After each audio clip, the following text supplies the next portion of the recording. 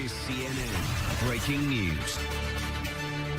A brand new CNN poll out this hour shows that more Americans approve of Bob Mueller's handling of the probe than they do President Trump's approach. I want to get right to CNN political director David Chalian to break down the numbers for us. And David, we should point out this poll was done shortly after the president's former national security advisor, Michael Flynn, pleaded guilty to lying to the FBI about his conversations with the Russian ambassador. So how are the American people perceiving Mueller's general overall investigation? That's right, Jake. This brand new CNN poll conducted by SSRS was done about 2 weeks after that bombshell news. So that certainly had time to seep in with the American public. Let's take a look at Bob Mueller's approval rating in this poll about how he's handling the investigation. You see it's in positive territory in terms of 47% approve, 34% of Americans disapprove of the way Mueller's handling, and a pretty big, nearly 1 in 5 Americans say they're not sure how Mueller's handling, but a plus 13 approval rating there. Let's look at the president on this issue, Jake. Not nearly as good. He's at 32% approval with how he's handling the Russia investigation. In fact, that's a bit lower than his overall 35% approval. 56% disapprove of the way the president handles this. So clearly stacked up against Mueller, not nearly as good. And obviously, there's been a big push from Trump-friendly politicians and Trump-friendly media outlets and from the president himself to bash the investigation. The poll asked people if they believe what the president has to say about the investigation. What are the results? Yeah, not very good for the president. Take a look at this. A majority of Americans, if you add the false side together here, that's 56%. A majority of Americans think what they hear from President Trump on the Russia investigation is false. In fact, only 8% in this poll, Jake, can say that everything they hear from the president is completely true. So clearly not so good there. But when you look at it by party, you start seeing how much partisanship matters in how people are viewing this investigation. 73% of Republicans think what the president says on the matter is true. 86% of Democrats think what the president says on the matter is false. So clearly, partisanship matters when viewing this issue. And what about those wider effort to discredit the Mueller investigation? Is that having an effect? You know, it is, although not overall broadly with the American people. Look, more than 6 in 10 call this investigation a serious matter. Only about a third are saying that it's just an effort to discredit the president. But if you look at Republicans only on this issue, Jake, take a look at this. 16% of Republicans now say it's a serious matter. 78% see it as an effort to discredit the president. And compare that to November. They are on the rise in terms of thinking it's an effort to discredit, and they are on the decline of Republicans who think it's a serious matter. It seems to me, if you're watching Fox News, if you're listening to Republican politicians, if you're listening to the president himself, and as we just noted, believing him, you are starting to see this more and more as an effort to discredit the president. All right, David Chalian, thanks so much. Let's talk about this with our panel. Amanda Carpenter, your reaction to the poll. That is a lot of Republicans who see the Russia investigation as an effort to discredit President Trump and not as a serious matter. Yeah, there's a lot of effort being put into it. If you asked me this a couple weeks ago, I'd say this is mostly in talk radio and conservative media. But I think we've turned the corner a little bit, that more Republicans are getting on board. I have 5 things that I've been noticing. Number 1, there's more House Republicans calling for the firing of Robert Mueller. Number 2, Trump lawyers are asking for an investigation of the investigation. Number 3, Jeff Sessions wants an investigation of the Clinton Foundation. Number 4, Devin Nunes wants an investigation into corruption at Department of Justice. And lastly, Rand Paul today called for an investigation of Obama holdovers. So to me, that is a big effort from Capitol Hill in Washington to, have a counter to what Mueller is trying to do, if not get rid of him outright. And of course, some of the ammunition given to the president's supporters from Peter Strzok, that's the FBI agent who had written some text messages critical of President Trump, as well as critical of other people as well. But he was in the middle of the Hillary Clinton investigation and then was part of the Mueller investigation. And that's been seized upon by the president's supporters. Yeah, I mean, obviously, what they forget or don't mention is that Robert Mueller fired him when he learned about it pretty much immediately. I mean, I think what's obviously happening here is the Republican Party is worried about what Robert Mueller will find, and so they have a preemptive defense of the president, which is to attack the investigation. We see that everywhere else. What I find interesting is that when you really break down these numbers, independents are really coming to the side of Robert Mueller, and independents and Democrats, and even a lot of Republicans think the president is lying about what happened with Russia. So I think the reality here is that obviously people think the president did something wrong and they're trying to defend him. But with the American people, I think they're looking for the facts. Phil Mudd, who used to work for the FBI, let me bring you in. As a former FBI official, do you find this dispiriting when you hear these charges made from people on Fox News calling the FBI the KGB, from individuals saying that the FBI, on Fox News again, saying that the FBI maybe even been thinking about assassinating Donald Trump, a claim for which there's zero evidence? What is the reaction like for somebody like you who used to work for the organization? It is dispiriting. I don't think, Jake, this is about the Russia investigation. I think this is about a president of the United States who doesn't understand his role in government. He's trying to support a Trump agenda, perfectly appropriate, the tax reform program, perfectly appropriate for a Republican president. Meanwhile, as the head of the executive branch, that is the sort of CEO for the U.S. government, he's persuading the American people not to trust the government that he leads. He's telling the American people not to trust the intelligence professionals who say that Russia is intervening in American elections. He's telling the American people not to trust law enforcement professionals who are saying there's a valid investigation led, by the way, and supported by a deputy attorney general who's a Trump nominee. What he's telling the American people, and we're seeing this in this poll, is I'm the head of the government, and the government I lead is a government that you should not trust. The dimensions of this, Jake, are beyond the Russia investigation. They go to a president who's persuading the American people that the taxes they pay for their government are taxes that are going to a biased and partisan government. That's painful. That is painful. This is CNN Breaking News. Thanks, Brooke. Has there ever been a piece of major legislation passed by the Congress with less public support? Our new poll numbers have stark numbers about the tax bill. The lead starts right now. Just moments ago, the House passed a historic tax overhaul, which would change how every American and corporation pays Uncle Sam, and President Trump is halfway to his first major legislative win. But our new poll shows most Americans are not sure this is going to be a win for them. Then, President Trump lashing out, slamming new reporting that he discussed pulling the plug on the nomination of Neil Gorsuch to the Supreme Court. Did the president almost undo what would end up one of his biggest accomplishments? Plus, more than double the speed limit. That's how fast officials say the Amtrak train was traveling when it jumped the rails and careened onto a highway below, killing at least 3 people. Did the mayor of a nearby town predict something like this would happen? This is CNN Breaking News. Good afternoon, everyone. Welcome to The Lead. I'm Jake Tapper. We're going to begin with the breaking news. After passing the House of Representatives by a vote of 227 to 203, the Republican tax bill now heads to the U.S. Senate and could be on President Trump's Resolute desk by tomorrow, the first major legislative success for the Republican Party this year. The legislation proposes sweeping changes to the nation's tax code, significant cuts to the corporate tax rate, and if it passes the Senate as well, according to one analysis, this will be the most deeply unpopular piece of legislation to do so in 30 years. House Republicans this afternoon celebrated the hard-fought victory. 2 big questions loom, of course. Will this bill indeed spur economic growth? And second, as House Speaker Paul Ryan predicted, will voters change their minds about this legislation once it begins to take effect? A new CNN poll finds that 55% of the American people oppose the tax overhaul, with only 33% supporting it. And 66% of those polled say the bill will benefit the wealthy more than it will the middle class. That is a view supported by 2 nonpartisan government analyses of the legislation. We have a team of experts ready to break down all parts of this story, but let's begin with Jeff Zeleny, who's at the White House for us. Jeff, the CNN poll today also found President Trump's approval rating hitting a new low in a CNN poll. Possibly passing this tax bill could help him get that number up. Jake, that certainly is the hope of the White House, that any big accomplishment would improve his ratings. But that is an open question here. Of course, his approval is based on the full picture of his presidency.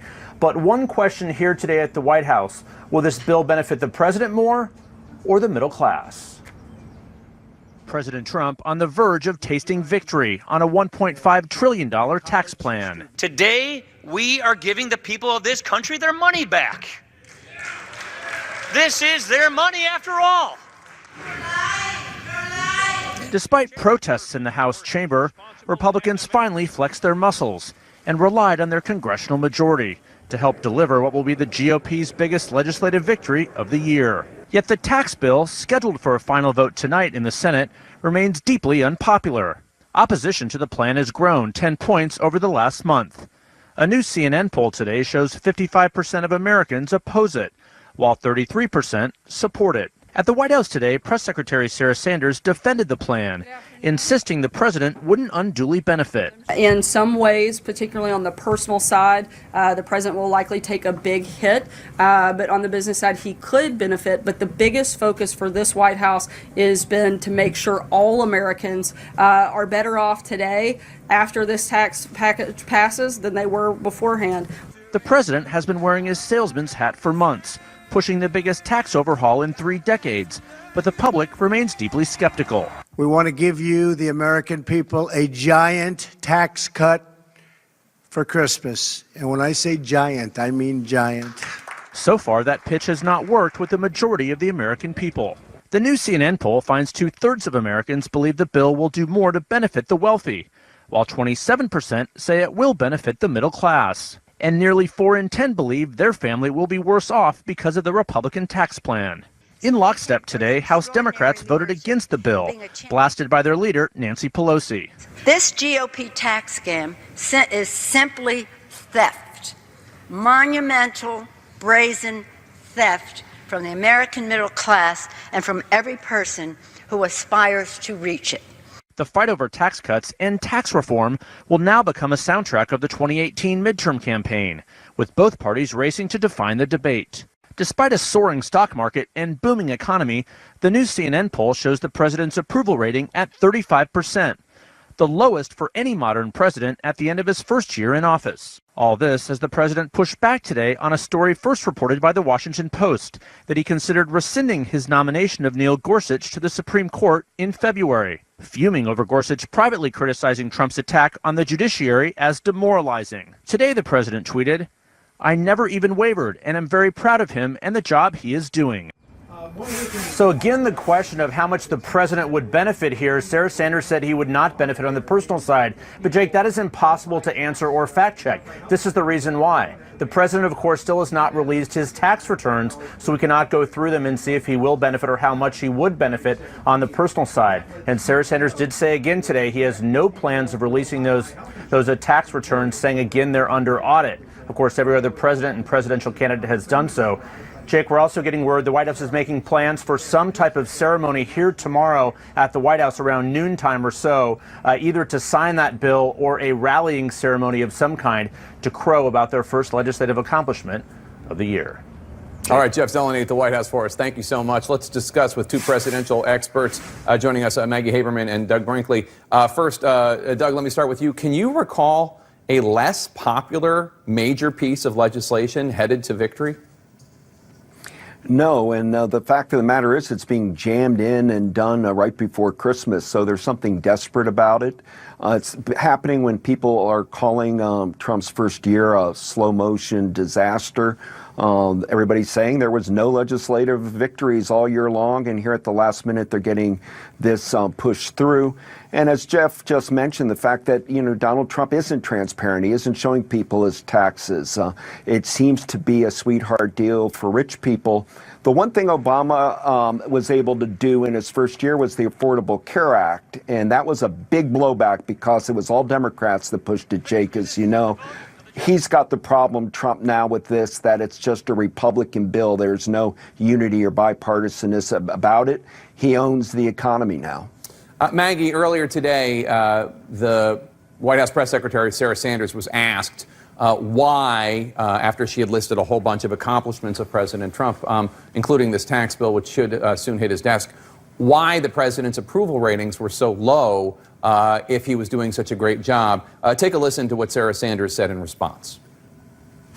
90% of the coverage is negative about this president when, as you just said, I listed off a number of things that have been pretty historic in nature in this first year. And if people were focused a lot more on those things in the media, I think that his numbers would be a lot higher. What do you think, Maggie?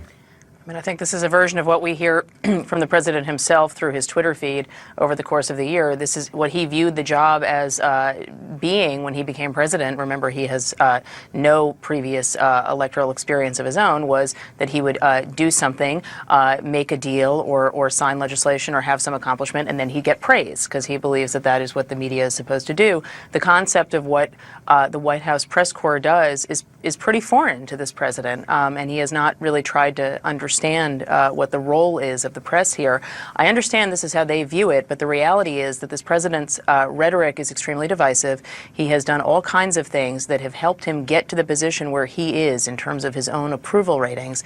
Look, this, however, if you were in favor of this tax bill, which as we know a majority of Americans are not, but if you were in favor of it, this is a real accomplishment, and it is certainly his first legislative victory this year. I understand why they want to celebrate it, but again, I think that there is a substantial argument to be made from its critics about why this could be an albatross for Republicans in the 2018 midterms, and that's something the president will have to own too. And Doug, you know better than anyone, presidents always complain about their media coverage. Even somebody like John F. Kennedy, who got fairly glowing media coverage comparatively, complained that his coverage wasn't very positive. What do you think of Sarah Sanders blaming it on the media? Well, it's absurd.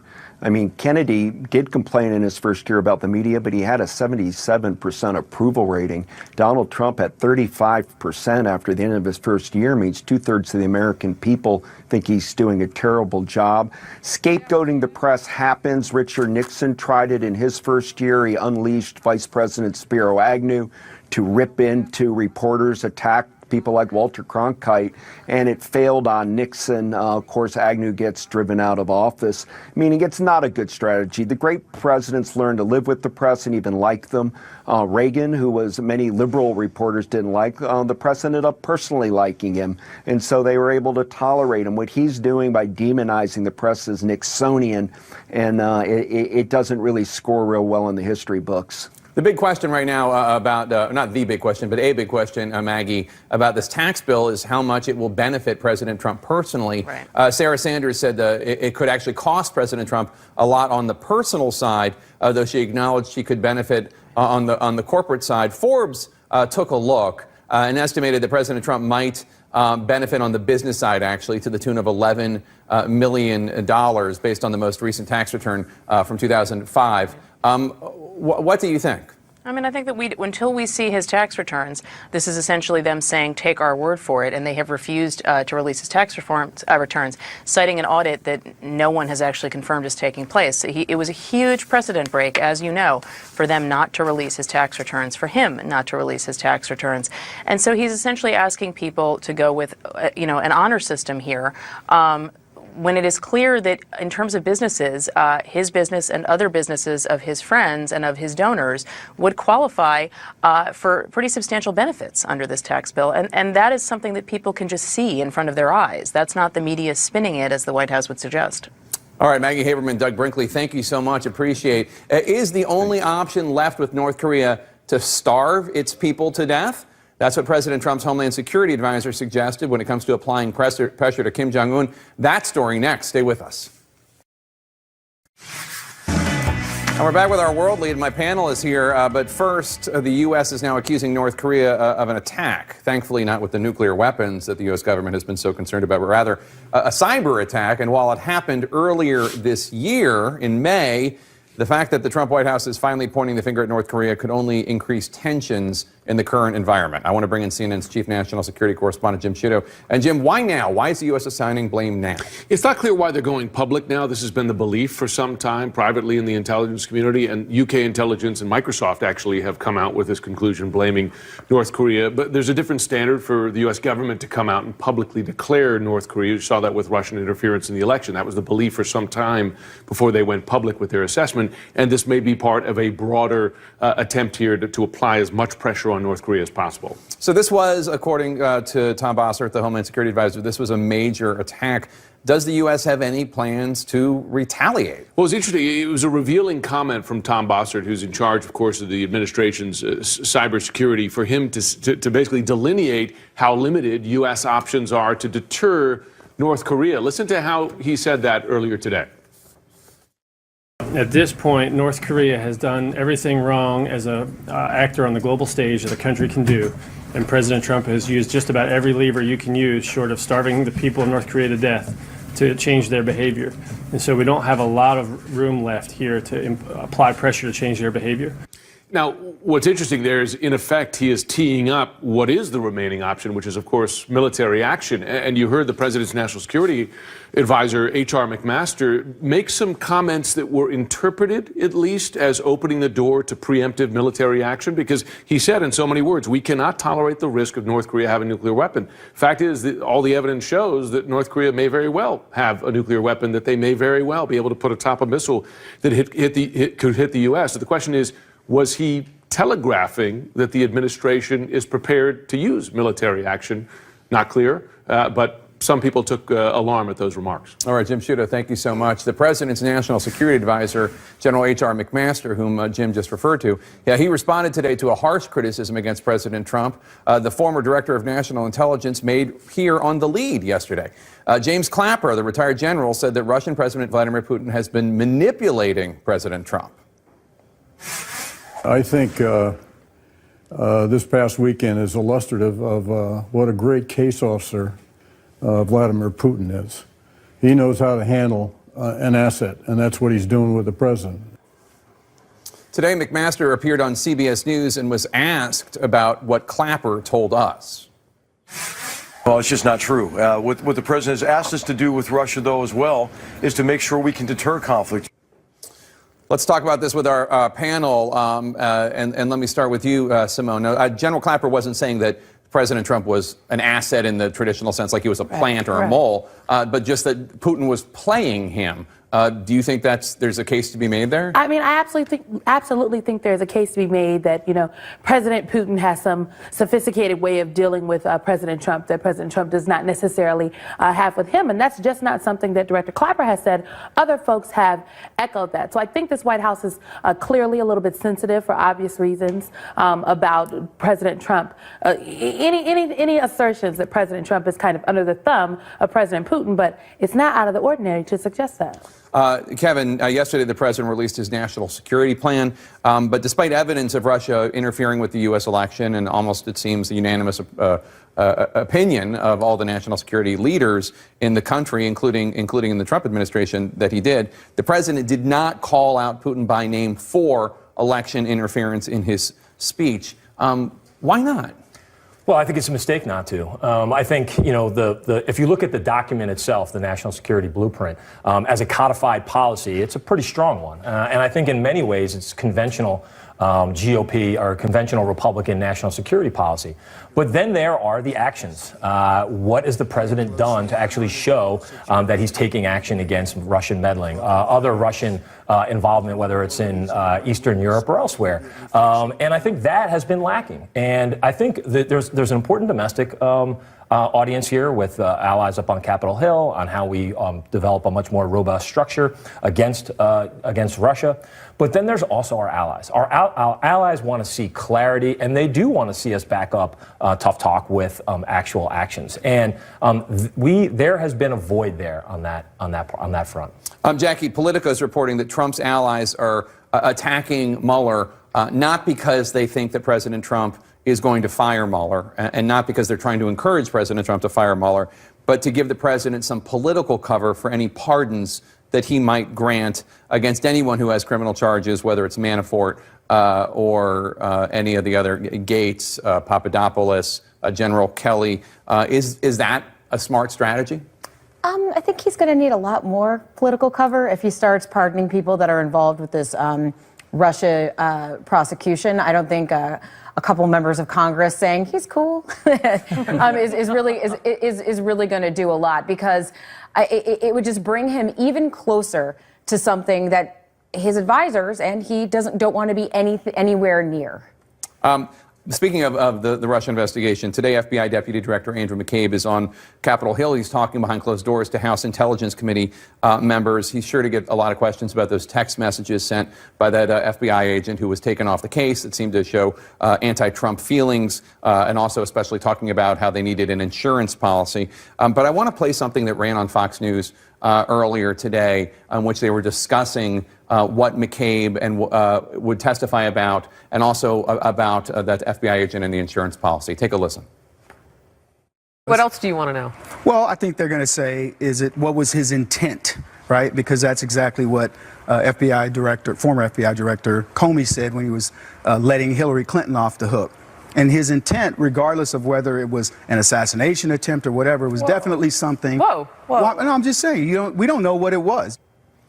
So just to underline this is a network that has been talking about coups and talking about how the FBI is like the KGB. And today they had a guest, and we should point out that the other people on the panel there pushed back against this, but that today they had a guest suggesting, with zero evidence and based only on social media nonsense, that there was an FBI plot, perhaps, to assassinate Donald Trump. That is not only inflammatory, but it is just absolutely ridiculous, and it's dangerous because we do know that there's a large segment of people in the United States that only watch a particular network and that won't watch other networks such as ours or any of the other folks out there. And if you're only getting your news from one source, and that one source is ginning up the worst conspiracy theories and inflammatory parts of the internet, that can only spell trouble. So I just would hope that the people over at Fox News, but the American people, for that matter, understand that this is not normal and this isn't how we should be operating. Like, that's crazy. No, it's terribly irresponsible. And I think, look, there are genuine,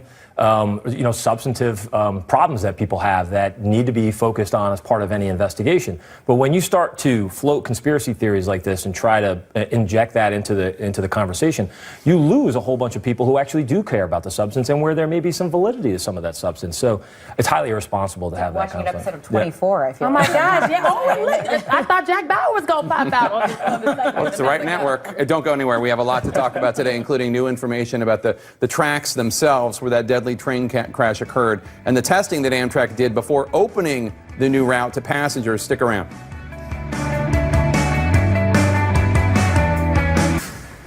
We're back with the national lead. New details about that speeding Amtrak train that crashed in Washington state, killing 3 people. As a crane carefully moved pieces of the wreckage today, we learned that the event data recorder clocked the train going at 80 miles an hour yesterday in a 30 miles per hour zone. We're also getting the identity of one of the 3 victims killed. Zach Wilhoit was an IT specialist for a local transit company. He happened to be on the Amtrak train when it derailed. CNN's Renee Marsh joins me now. And Ray, you just got some new information about testing along the train's route. What did you learn? That's right. So the company that owns the rail tracks, they spoke to us. Their name is Sound Transit. They tell CNN that the rail signals, as well as the tracks, they were all new. They were replaced within the past 2 years.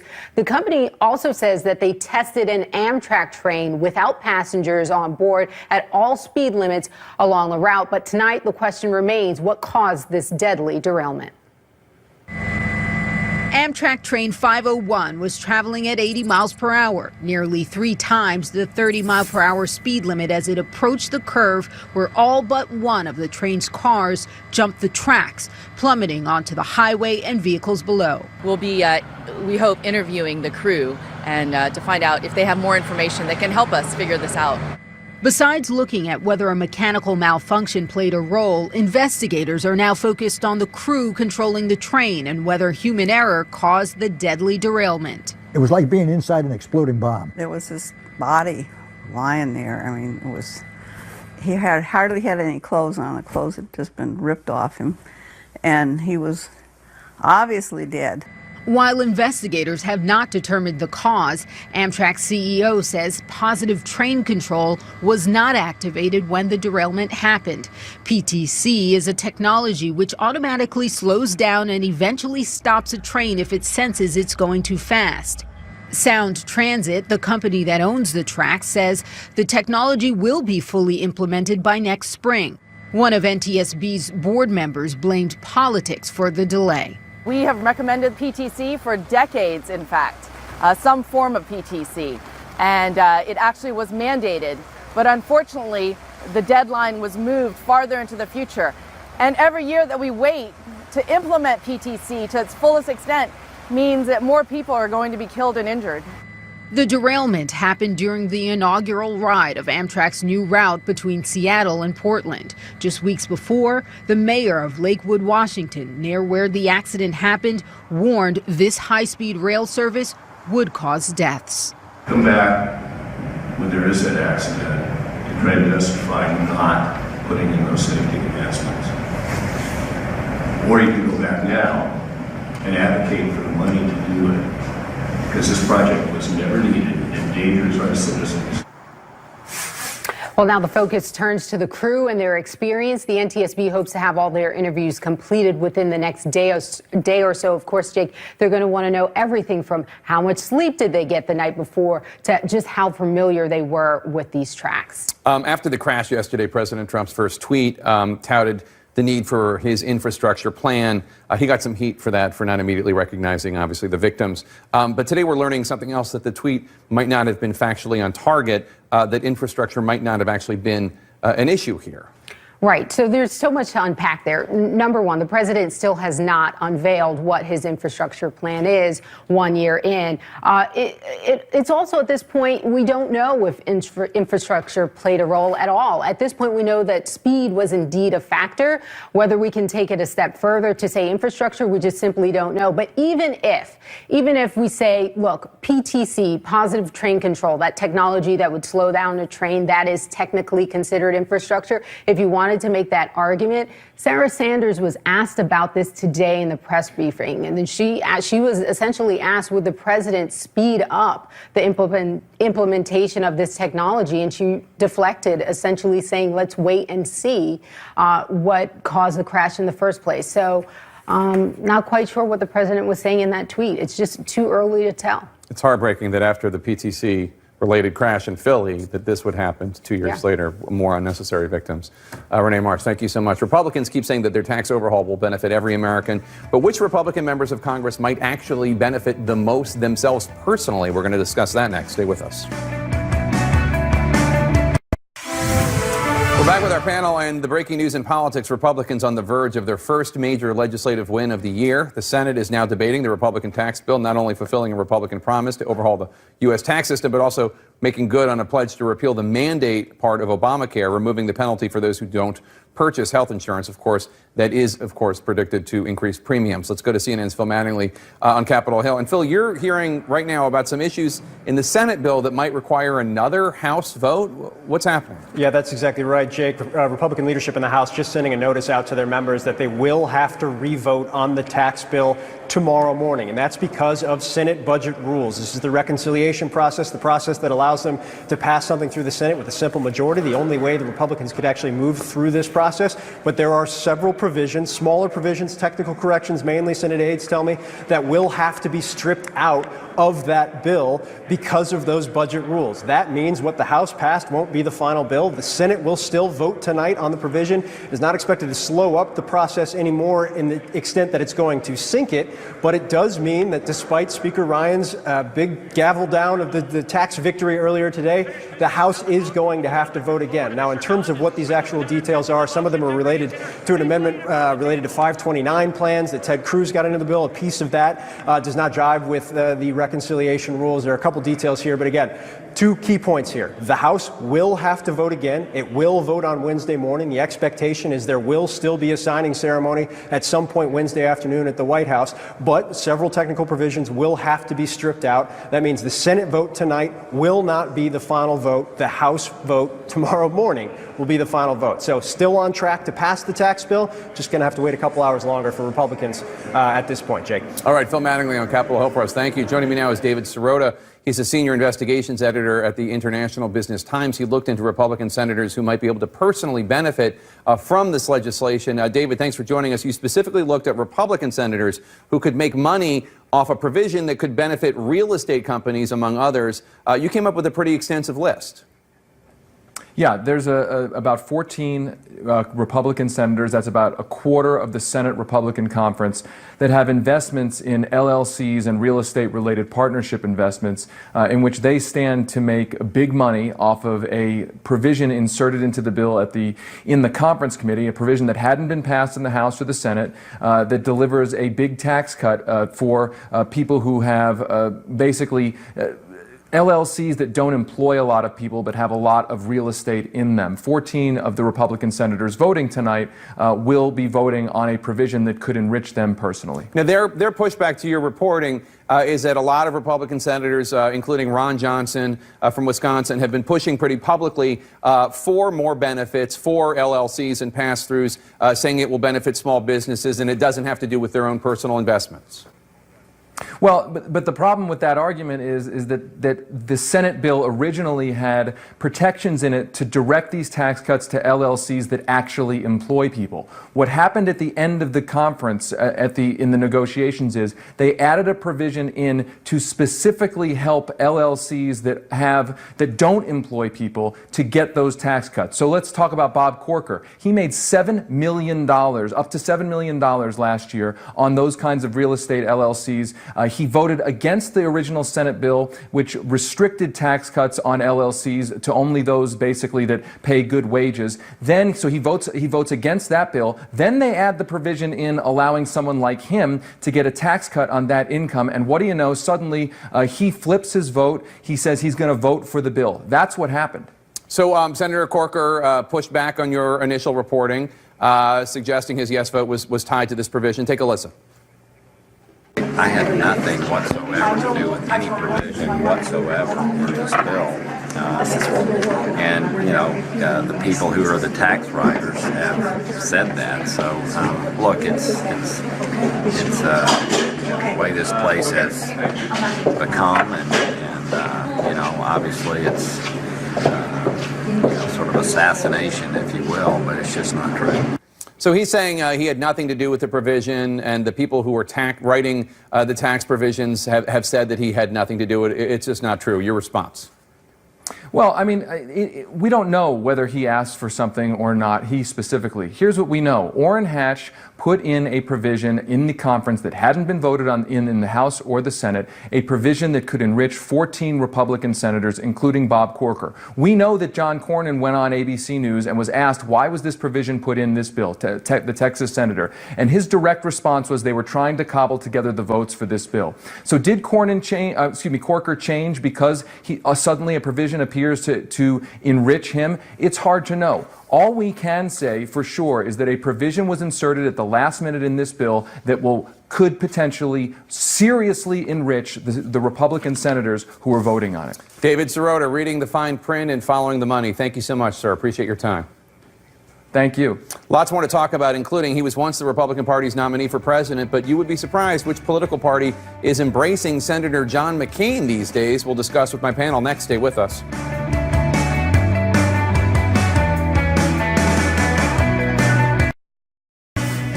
We're back with politics and my panel. Let's talk about this new reporting on the president's views about Supreme Court Justice Neil Gorsuch. The Washington Post first reported, CNN has confirmed that during the confirmation process, President Trump was upset that Gorsuch didn't show enough gratitude for his being nominated, and also that he distanced himself in private meetings with Democratic senators from the president's attacks on the judiciary, and that he discussed, I don't know how close he actually came, but he discussed pulling back, rescinding the nomination. Obviously, loyalty is very important to President Trump. Shocker. But this is pretty surprising that he discussed how upset he was with Gorsuch and that he talked about rescinding it. Is it though? I mean, look, Donald Trump has shown himself to be a person that if he does not believe you are totally 120% in for him, he won't be not even 5% in for you. So it's not shocking to me at all that he couldn't necessarily prove Justice Gorsuch's loyalty, that he didn't know necessarily what kind of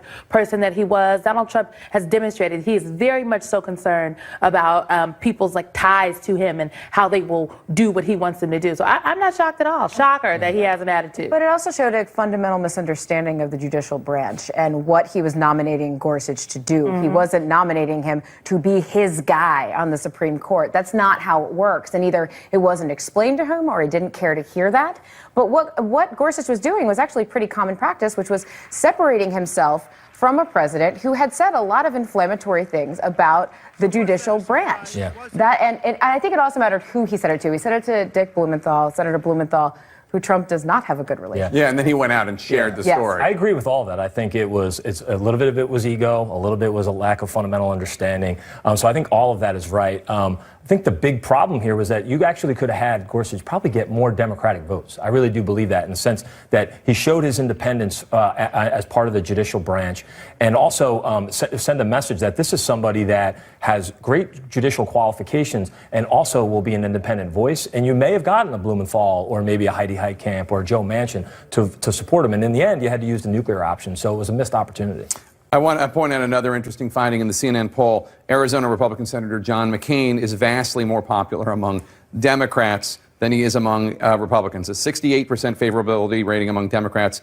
Underwater, 46% favorable among Republicans. This is a guy who was the Republican presidential nominee and pretty much has like a 90%, 95% voting record with President Trump, a very conservative, except for that one healthcare vote. I mean, people like him personally. And it also, doesn't necessarily hurt that you've got former Vice President Joe Biden making the rounds on television saying just how much he and John McCain are pals or friends. John McCain is somebody that was attacked by Donald Trump. So it doesn't surprise me that people like John McCain personally. But when you talk about his voting record, he's lock and step with the Republican Party. But what's interesting about this is that you hear I talk to Republican senators who are willing to distance themselves from President Trump on occasion, and this is a problem for them in their home districts. They have this, Democrats like them, independents like them, but Republicans are turning against them because they think they're not loyal enough to President Trump. Yeah. Well, first of all, absence always makes the heart grow fonder, right? I mean, I can't tell you how many people have said how much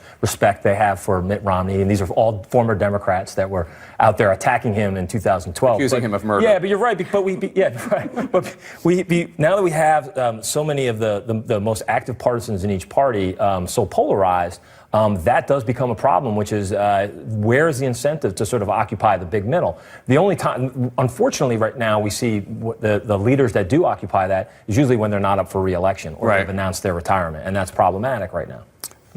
No, I don't. You've seen a little bit of the backlash. Susan Collins is someone who Democrats have sort of rallied around because of her stand against what the Republicans are trying to do with health care. But she let us hang in on the tax bill. See? Case in point. But she's not. But she's a Republican. Why would you expect her to vote your way on the tax bill? I just expect her to vote for the people, and I think that's what got Democrats so riled up and fired up about Senator Collins and Senator Murkowski around the health care bill, because they were willing to do what was in the best interest of their constituents. And when we talk about the tax bill, a bill that throws 13 million people, makes them lose health coverage, 83% of the benefits go to the top 1%. That's not something that's for the people, quote unquote, of Maine. The everyday regular Joes, they're going to lose in this tax bill. And so we assumed that Senator Collins would not necessarily be on our side, but on the side of the people. And when she wasn't, we're kind of like, all right, we got you. Let's talk about the tax bill for a second, because we were talking about this during the break, and I thought that this was an opportunity that President Trump could have taken to get the corporate tax rate down significantly. But also, what if he had taken away the Democratic talking point that you just mentioned? What if the majority of the tax cuts went to people who made under $250,000 a year? What if he had pushed that through? Steve Bannon, at one point when he was in the White House, was talking about actually increasing the top rate to 44% for people who make more than $5 million a year. What if there was more of a quote-unquote populist bill? Would that not have been something that might have helped Trump? Well, there are benefits there for small businesses and middle-income earners. But I think the problem there is, would you be able to get the votes inside a Republican conference to do that? And this became a very partisan process where you ultimately had to rely on just Republican votes to get it done. I am actually pretty skeptical that any bill that this president would sign into law would get any Democratic votes. So you're not going to be able to do it with a bipartisan majority. You're going to have to do it with a Republican, straight Republican vote. And I don't know if you would actually have enough Republicans that would be willing to vote for an increase in the top rate.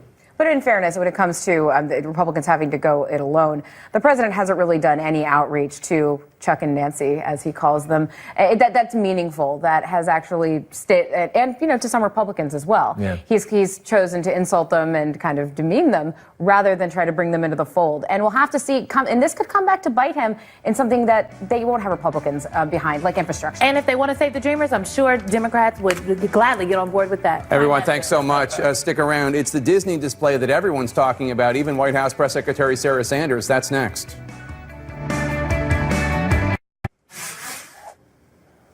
And we're back with the tech lead. Today, Donald Trump finally took his place in the pantheon of American presidents at Walt Disney World.